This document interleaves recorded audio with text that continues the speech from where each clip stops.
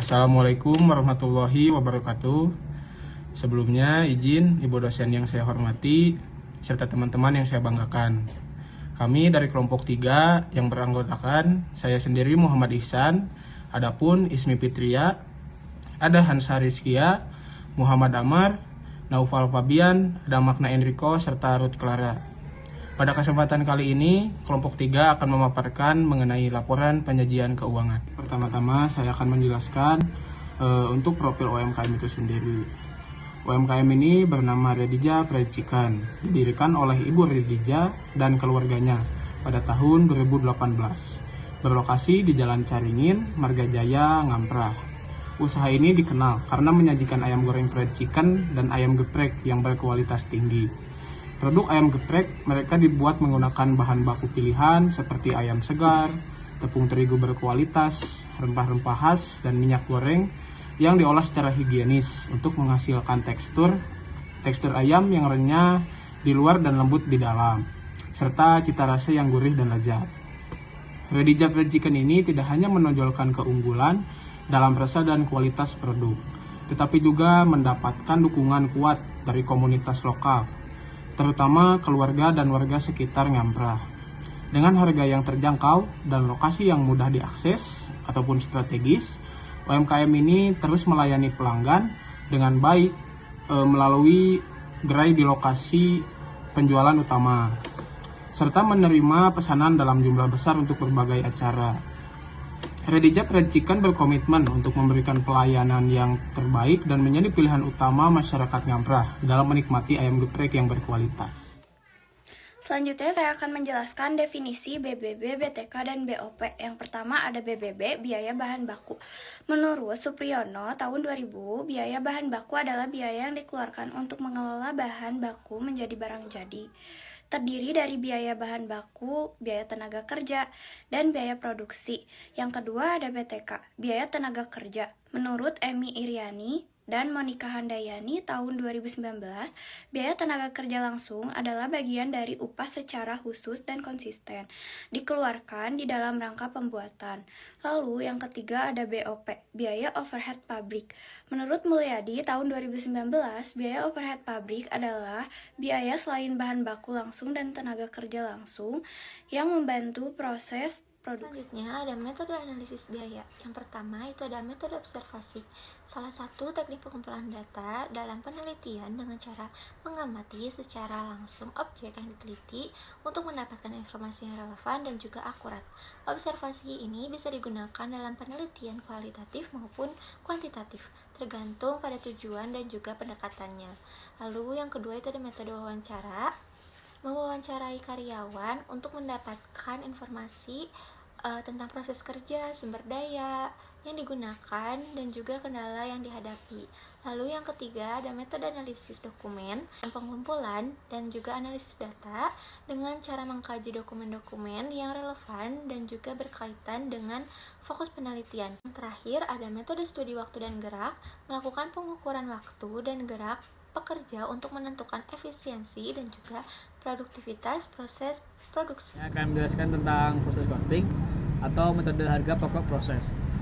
Jadi di sini ada pengertian proses costing, yaitu adalah metode pengumpulan biaya produksi yang digunakan oleh perusahaan yang menghasilkan produk secara massa, berkelanjutan dan berseragam. Jadi artinya produk yang dihasilkan melalui proses ini biasanya tidak bisa dibedakan satu sama lain atau homogen, sehingga biaya per unit produk dihitung berdasarkan total biaya produksi yang dibagi rata ke seluruh unit yang dihasilkan. Di sini ada contohnya, yaitu contoh industri yang menggunakan proses costing. Yang pertama ada pabrik semen, pabrik gula, dan pabrik industri minyak goreng, industri tekstil, industri kertas. Yang ketiga ada proses produksi bertahap, yaitu produksi dibagi menjadi beberapa proses atau departemen seperti proses awal, proses tengah, dan proses akhir. Yang keempat ada penentuan biaya berdasarkan proses, yaitu biaya produksi dikumpulkan per proses, bukan per pesanan atau per unit. Dan yang terakhir kelima ada biaya total dibagi jumlah unit, yaitu total biaya di setiap proses dibagi ke seluruh unit produk sehingga diperoleh biaya per unit rata-rata. Cek. Oke, baik, di sini saya akan menjelaskan tentang biaya bahan baku. Di sini ada 1 2 3 4 5 6 7 8, ada 8 produk bahan baku yang digunakan dalam usaha ini. Yang pertama itu ada ayam dengan kuantitas satuan 7 kg. Harga persatuannya itu 33.000. Total dari semuanya 7 dikali 33 sama dengan 231.000. Lalu tepung terigu dengan kuantitas satuan 25 kg, harga satuannya 12.000, perhitungannya 300.000. Garam 1 pieces, harga satuannya 5.000, totalnya 5.000. Lalu telur ayam dengan kuantitas satuan 4 kg, harga satuannya 30.000, totalnya ada 120.000. Lalu bawang putih yang digunakan itu 1/4 kg, dengan biaya harga satuannya itu 50.000, maka totalnya menjadi 12.500.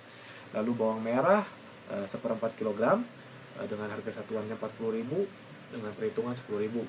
Lalu cabai rawit dengan kuantitas satuannya 1 kg, harga persatuannya itu 100.000, maka perhitungannya atau totalnya adalah 100.000. Lalu minyak goreng yang kuantitas satuan yang digunakan ada 2 liter, harga persatuannya 34.000, dengan kuantitas perhitungan 68.000. Maka total dari seluruhnya adalah 846.000. Lalu lanjut biaya overhead tetap atau fixed balance of payment.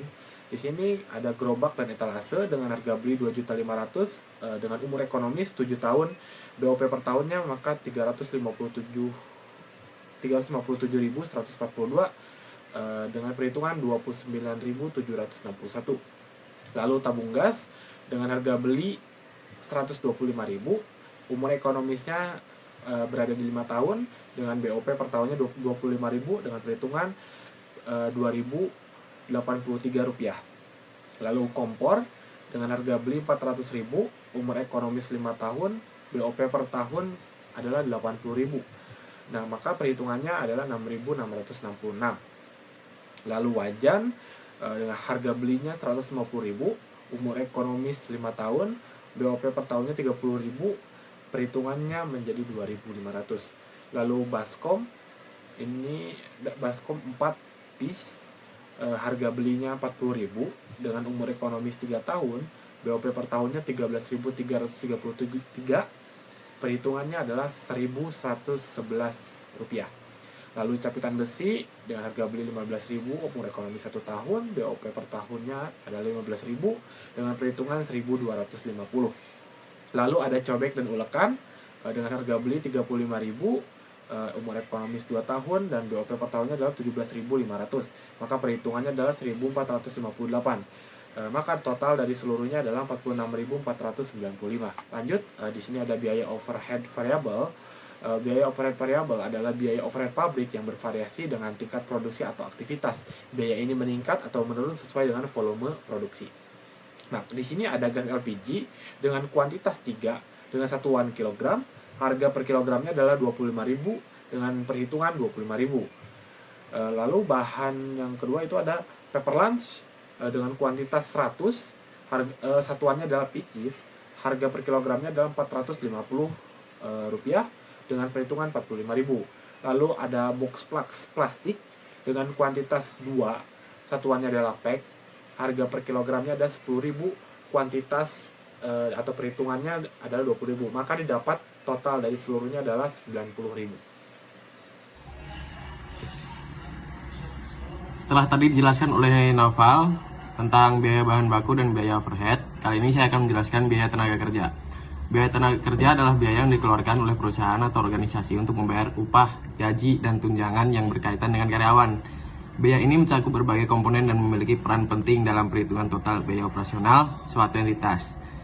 Di perusahaan tadi, tenaga kerjanya yaitu seorang pemilik sendiri dengan kuantitas 1, dengan satuan bulanan, penghasilan per bulan 800.000.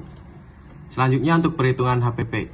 Perhitungan HPP menggunakan bahan langsung, BTKL, dan BOP yang ditotalkan mendapatkan jumlah Rp1.782.995. Dari total itu tadi, dibagi dengan 100 yang mendapatkan hasil 17.829,95 per porsi. Selanjutnya adalah perhitungan harga jual, di mana keuntungan yang diinginkan oleh penjual adalah sebesar Rp3.000. Lalu ada perhitungan harga jual markup. Harga jual markup diperoleh dari harga jual dikurangi harga pokok produksi, yaitu Rp25.000 dikurangi Rp17.829.000. Hasilnya adalah Rp7.170.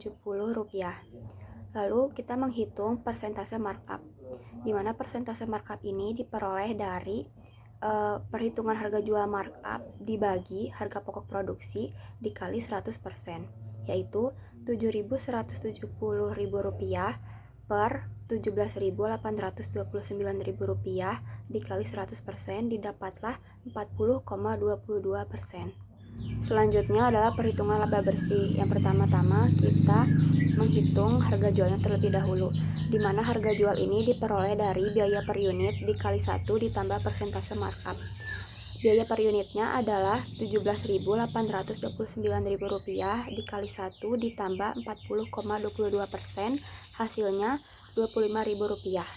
Selanjutnya menghitung laba bersih. Laba bersih diperoleh dari biaya per unit dikali persentase markup, yaitu Rp25.000 dikali 40,22%. Laba bersihnya didapat sebesar Rp10.055. Selanjutnya adalah dokumentasi wawancara. Dapat dilihat di foto pertama, yaitu gerobak dari Rediza Fried Chicken yang berlokasi di Jalan Caringin, Marga Jaya, Ngamprah. Selanjutnya adalah foto bersama pemilik dari Rediza Fried Chicken. Dan foto yang ketiga yaitu produk yang dijual berupa fried chicken. Baik, mungkin cukup sekian atas pemaparan ataupun presentasi atas materi yang sudah kami analisis di bidang UMKM. Mohon maaf bila banyaknya kekurangan di dalam isi materi ataupun pemaparan yang sudah kami lakukan. Semoga sedikitnya yang sudah kami jelaskan bisa menambah wawasan kalian. Terima kasih. Wabillahi taufiq wal hidayah. Wassalamualaikum warahmatullahi wabarakatuh.